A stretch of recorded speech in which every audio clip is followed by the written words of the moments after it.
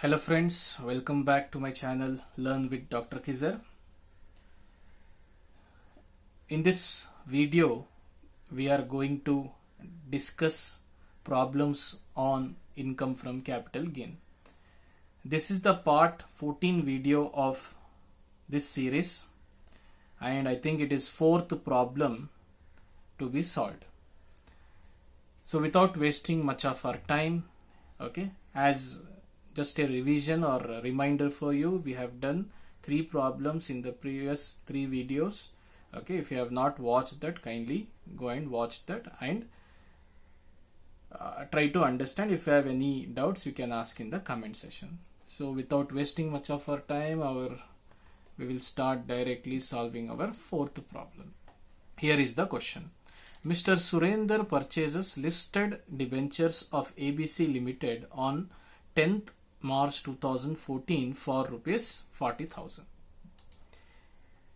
He dies on 3rd April 2016, and as per his will, debentures of ABC Limited are transferred to his son Sumant. On 1st March 2019, Mr. Sumant sells debentures of ABC Limited for 98,000. Expenses on transfer is 2,000. Find out the amount of capital gain chargeable to tax under the assessment year 2019-20. So this is the question given. A very small question but has big adjustments. So here, who is the assessee? That first we need to understand. Surender purchased the debentures of listed company, that is ABC Limited company, in the year 2014. Debentures, if you are that is identifying, it is a financial asset, debentures, right? So debentures is a financial asset and they have given us listed debentures of ABC Limited. So financial asset criteria tells that 1 year is the duration. If the assessee is holding for 1 year or less, it will be short term. If it is more than 1 year, it will be considered as long term. So now let us see. So he dies. Surender, he died in 2016, and as per the will, all the debentures of him is transferred to his son Sumant. Right?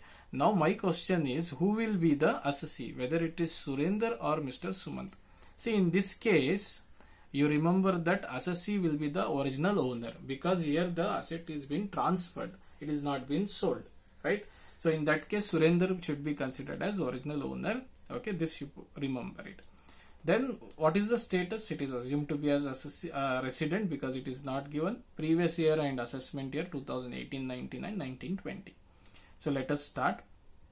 So debentures, it was purchased in 2014 and his son sold in the year 2019 for rupees 98,000, right? So purchased 2014, sold 2019. So this, if we consider, it will be more than 1 year. It is long-term capital asset. So the format of long-term capital asset need to be worked here. So anyways, debentures, I will explain you that later. So gross sale consideration we will take. For what value he sold? He sold it for 98,000.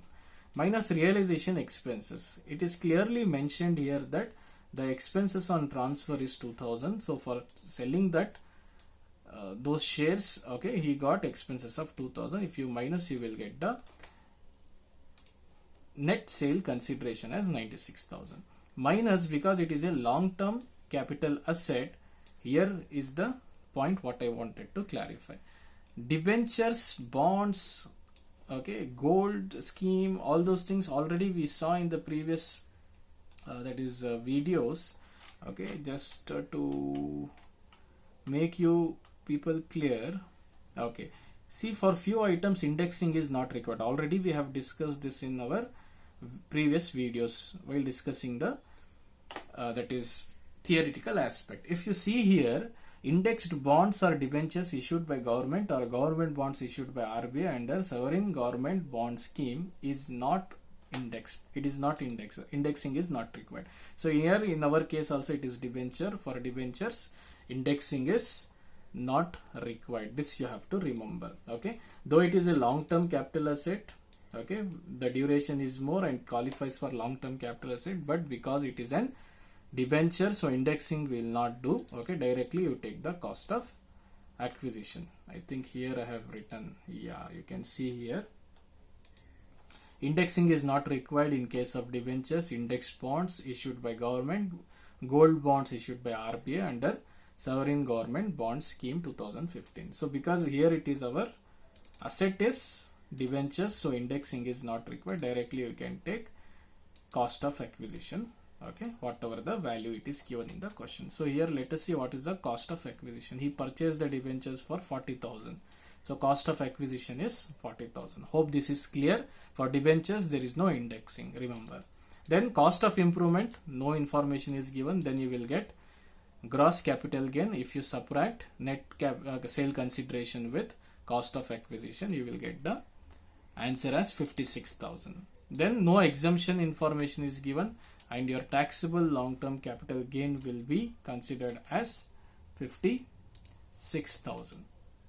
Hope this is clarified. So here the main that is note you have to take is indexing is not required for debentures. One more thing is original owner will be considered as assessee. These are the 2 points what you have to note in this video series. Okay, hope things are clarified. Okay, so far we have done 4 problems, one on long term, one on short term, and one with the adjustment of I think a stamp value, and one with this adjustment when the owner is died and he is transferring the property, okay, by his will to son or any family member. In that case owner will be the assessee, and secondly for debentures indexing is not required. Okay, hope things are clear. If it is not, then comment, okay, and ask what is your doubt. I will try to solve it. Okay, thank you very much. Stay tuned. See you in the next video.